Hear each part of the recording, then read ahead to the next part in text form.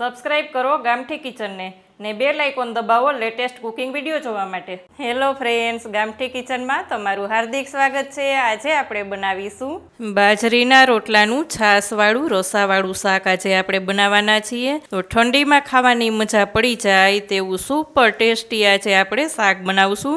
તો તેના માટે અહીંયા મેં રાતે જ ઠંડા રોટલા બનાવી લીધા હતા, કારણ કે મારે સવારે નાસ્તામાં આ શાક લેવાનું છે। જો તમારે રાતના જમવામાં લેવાનું હોય તો સવારે બાજરીનો રોટલો બનાવી લેવાનો છે, પણ ઠંડો રોટલો લેવો ખાસ જરૂરી છે, તો જ એકદમ સરસ બનશે અને તેના પીસ પણ સરસ થશે। આ રીતે મોટા મોટા પીસ હું બનાવી લઈશ। અહીંયા તમે જોઈ શકો છો ફ્રેન્ડ્સ, આપણે મોટા મોટા પીસ કરી લીધા છે। હવે વઘારની તૈયારી કરીશું। અહીંયા આપણે એક પેનમાં 4 થી 5 ટેબલ સ્પૂન તેલ લેવાનું છે। તેલનું પ્રમાણ થોડુંક વધારે રાખવાનું છે, જેથી કરીને રોટલો એકદમ ટેસ્ટી વઘારેલો લાગશે। અહીંયા આપણે 2 નંગ સૂકા લાલ મરચાં લઈ લેશું અને તેલને ગરમ થવા દેશું। તેલ ગરમ થઈ જાય એટલે 1/2 ટીસ્પૂન આપણે રાઈ લઈ લેશું। રાઈ તતડે એટલે આપણે આખું જીરું લેશું। 1 ટીસ્પૂન આખું જીરું। ચપટી હિંગ લઈ લેશું। ફ્લેમને એકદમ ધીમી કરી દઈશું। મીઠા લીમડાના પાન લેશું ને અહીંયા આપણે લસણ, આ રીતે સૂકું લસણને લાંબી લાંબી કટ કરી લીધી છે, તમે જોઈ શકો છો। આનો ક્રન્ચી ટેસ્ટ શાકમાં એકદમ સરસ લાગશે। સાથે જ આપણે લઈ લેશું લીલું લસણ। લીલા લસણનો વ્હાઈટ ભાગ આપણે લીધેલો છે। અહીંયા આપણે સૂકી લાલ ચટણી બનાવી લીધી છે। સૂકું લસણ, લાલ મરચું પાવડર અને નમક નાખી અને સૂકી લાલ મરચાંની ચટણી બનાવી લીધી છે। આનો વિડીયો પણ આપણે આપણી ચેનલમાં મૂકેલો છે, તમે તે પણ જોઈ શકો છો। તેનાથી એકદમ સરસ ટેસ્ટી બનશે।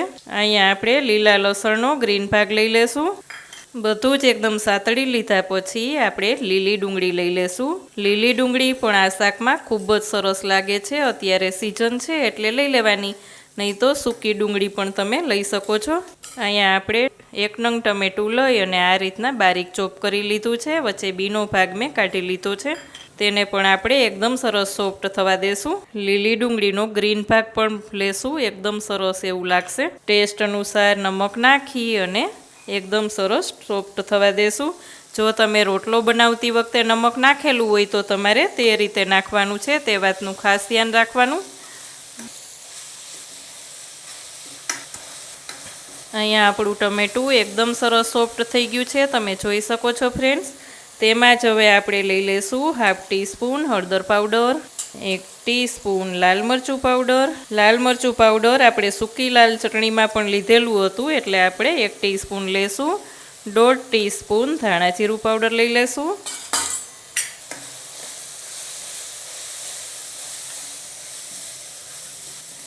ઉપરથી આપણે લઈ લેવાની છે 2 વાટકા ખાટી છાશ। અહીં તમે જોઈ શકો છો, આપણી છાશ એકદમ સરસ ખાટી હોય તો એકદમ સરસ ટેસ્ટ આવશે। એટલે છાશને પણ મેં ફ્રીજમાંથી 2 કલાક પહેલાં બહાર કાઢેલી હતી, જેથી કરીને એકદમ ટેસ્ટી એવું બને। છાશ એડ કરી દીધા પછી આપણે સતત ચલાવશું, જેથી કરીને આપણી છાશ અંદર ફાટી ના જાય। એટલે તે વાતનું ખાસ ધ્યાન રાખવાનું કે છાશ લઈ લીધા પછી સતત ચલાવવાનું છે અને છાશ ઉકળે ત્યાં સુધી થવા દેશું અને પછી જ આપણે બાજરીનો રોટલો એડ કરશું। અહીંયા આપણી છાશ ઉકળી જાય એટલે આપણે મોટા મોટા રોટલાના પીસ લીધા છે તે એડ કરી દેવાના છે। ફ્લેમને મીડિયમ કરી અને થોડીક વાર ઢાંકણ ઢાંકીને રાખી દેશું।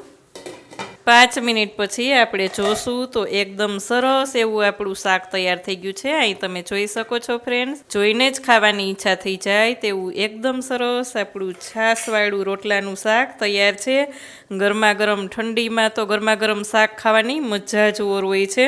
ઉપરથી આપણે લીલા ધાણા લઈ લેશું અને સર્વ કરીશું। અહીંયા આપણું શાક તૈયાર છે, તમે જોઈ શકો છો ફ્રેન્ડ્સ। આ શાક તમને ભાવે છે કે નહીં તે કમેન્ટ કરીને મને ચોક્કસ કહેજો। કેવી લાગી રેસીપી?